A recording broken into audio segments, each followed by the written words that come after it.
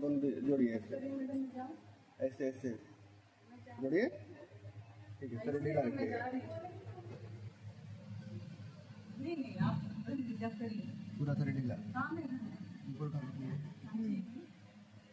हाथ ऐसे रखना है। हाँ ऐसे रखिए इसको, पैर को लंबा सांस लीजिए, छोड़िए, चलिए उस साइड होइए, घूम जाइए, सीधा करिए, ऐसे रखिए, ढीला, बस बस, पूरा पलट जाइए,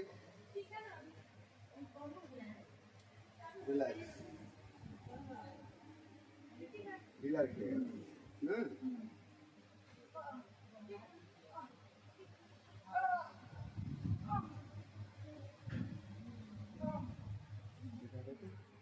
ऐसे लेटे रहिएगा,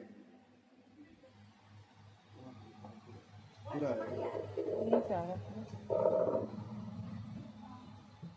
ढीला, पलट जाइए, सीधा हो जाइए,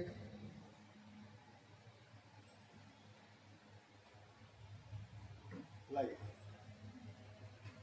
ढीला रखिएगा।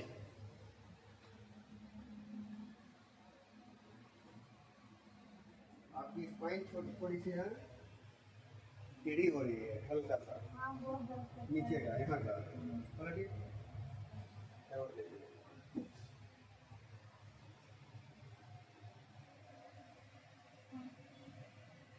हल्का सा ना बेंड हो रहा है यहाँ से, ठीक है, यहाँ पे ये, ठीक ना, पोस्चर सही रखिएगा।